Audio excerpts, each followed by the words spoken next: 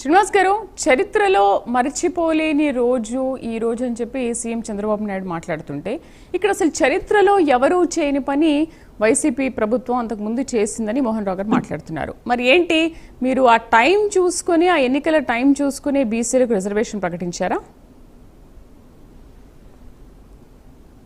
అందరికీ నమస్కారం మేడం. ప్యానల్లో ఉన్న వాళ్ళకి అలాగే ప్రైమ్ ప్రేక్షకులకి నమస్కారం తెలుపుకుంటున్నాం. ఈరోజు మన ఆంధ్ర రాష్ట్ర సీఎం గారు ఏదైతే ఎన్నికలు పెడదామని అనుకున్నారో, గతంలో పంచాయతీ ఎన్నికలు కానీ కార్పొరేషన్ ఎన్నికలు కానీ ఏవి జరిగినా వాటిని కూడా వాళ్ళ ఎన్నికల్లో పాల్గొకుండా ఆ నిధులు కూడా మళ్లించారు. అది ఇప్పుడు వృధా కాకుండా 16,500 కోట్ల రూపాయలు అది వృధా కాకుండా ఏదైతే ఉన్న ఎన్నికలు పెట్టడానికి సిద్ధమవుతుంది కూటమి ప్రభుత్వం. ఇప్పుడు ఏదైతే జగన్మోహన్ రెడ్డి కోసం అతను పోడారో మేము చూసాం. ఆ రోజు మా మేనమామ అనే ఎస్సీలకి 28 కార్పొరేట్లు ఏవైతే ఉన్నాయో పథకాలన్నీ కూడా తీసేసి విదేశీ విద్య తీసేసి ఎస్సీలకి అన్యాయం చేసింది జగన్మోహన్ రెడ్డి. ఇప్పుడు ఇతరు ఏదో చెప్తే ప్రజలెవరు నమ్మరు. ఎందుకంటే ఈరోజు బీసీలకి 34% అసెంబ్లీలో సమావేశంలో మాట్లాడుతున్నారు. మనకి 34% ఏదైతే బీసీలు ఉన్నారో వాళ్ళందరూ కూడా పోటీలో నిలబడడానికి ప్రయత్నిస్తున్న సీఎం గారికి అలాగే డిప్యూటీ సీఎం గారికి హృదయపూర్వక నమస్కారం తెలుపుకుంటున్నాం. ఎందుకంటే గతంలో 24% బీసీల కోసం జగన్మోహన్ రెడ్డి కేటాయించి మొత్తం రెడ్లకి ఉన్న వాళ్ళకి వాళ్ళ సొంత మనుషులకి ఇచ్చుకునే స్థాయికి తీసుకెళ్లే తప్ప ఎక్కడ కూడా బీసీలకి న్యాయం చేయలేదు. ఈ రోజు బీసీలు అంటే వెనకబడుతనం కాదు, ఏదైతే దేశం ఉందో రాష్ట్రానికి ఎన్ని ముక్కలు అంటే వాళ్ళు బీసీ వాళ్ళని మనం ముందుకు తీసుకురావాలని ఈరోజు చంద్రబాబు నాయుడు గారు అలాగే పవన్ కళ్యాణ్ గారు వాళ్ళు దృష్టిలో పెట్టుకుని ఈరోజు 34% అసెంబ్లీలో పెట్టడం జరిగింది. అది జరుగుతుంది.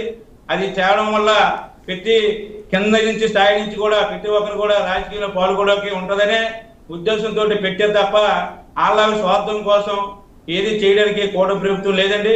ఈ రోజు ఎన్నికల్లో గతంలో పంచాయతీ ఎన్నికల్లో చాలా స్కామ్లు జరిగాయి. వచ్చిన నిధులు కూడా మళ్లించింది వైఎస్ జగన్మోహన్ రెడ్డి.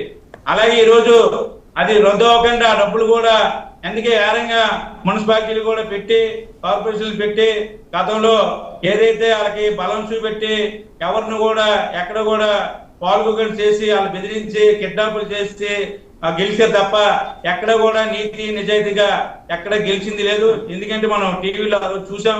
ఎవరిని కూడా నామినేషన్ కూడా వెళ్ళడానికి భయపడే విధంగా భయపెట్టి ఆ ఏదైతే ఓట్లు బాక్సులు ఉన్నాయో అవి కూడా ఓట్లని గల్లం చేయడానికి లోపలికి వెళ్ళి మీ అందరం చూసాం. అవి కూడా బద్దలు కొట్టేసి ఓట్లు చిన్న పెద్ద చేసింది వైసీపీ నాయకులు. ఆ వైసీపీ నాయకులు ఈ రోజు మాట్లాడడానికి అర్హత లేదు. ఎక్కడ కూడా మనం ఏదైతే రిజర్వేషన్ కోసం మాట్లాడడానికి వైసీపీకి అర్హత లేదు మేడం.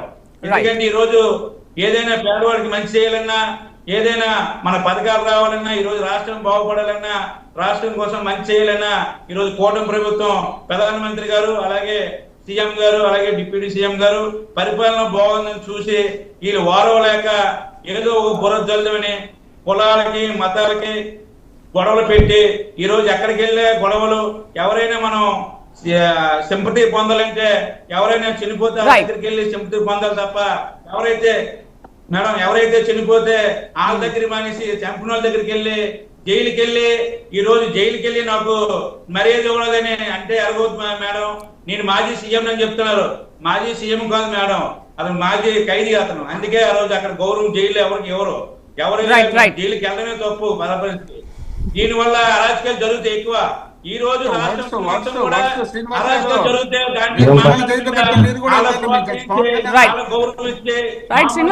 జైలుకి వెళ్ళి పలకరిస్తే రేపు సమాజానికి ఏమి చేస్తున్నారు మేడం? ఎందుకంటే ఈ రోజు భారతదేశం అందరూ జెండాలు ఎగరేస్తే 3 సంవత్సరాలు పెట్టి భారత డిబేట్ కాదు, అది టాపిక్ కాదు. శ్రీనివాస్ గారు, మీరు టాపిక్ ని మాట్లాడండి.